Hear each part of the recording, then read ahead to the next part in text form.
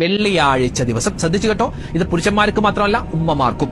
വീട്ടിൽ ഞങ്ങള് ജുമാ നിസ്കരിക്കുന്നില്ലല്ലോ ഉസ്താദെ, വേണ്ട, നിങ്ങൾ വെള്ളിയാഴ്ച ദുഹർ നിസ്കരിക്കുമല്ലോ, ആ ദുഹർ നിസ്കാരത്തിന് ശേഷം 25 പ്രാവശ്യം സൂറത്തുൽ ഖദർ നിങ്ങൾ ഓതിക്കഴിഞ്ഞാൽ കിട്ടുന്ന പ്രതിഫലം കേട്ടോ. മഹത്തുക്കൾ പറയുകയാണ്, 1000 ഹജ്ജ് ചെയ്ത കൂലിയും 1000 പ്രാവശ്യം അള്ളാഹുവിന്റെ മാർഗത്തിൽ ധർമ്മസമരം ജിഹാദ് ചെയ്ത പ്രതിഫലവും അള്ളാഹു കൊടുക്കുന്നതാണ്. സുബ്ഹാനല്ലാഹ്, എന്താ നേട്ടം, എന്താ ഇതിന്റെ പ്രതിഫലം. മാത്രമോ തീർന്നില്ല, വീണ്ടും കാണാം. ആ ജുമാ ദിവസം, ആ വെള്ളിയാഴ്ച ദിവസം ലോകത്ത് ആരെല്ലാം ജുമാ നിസ്കരിച്ചിട്ടുണ്ടോ ആ ജുമാ നിസ്കരിച്ച എല്ലാവരുടെയും കൂലി ഇവനിക്കും കിട്ടുന്നതാണ്.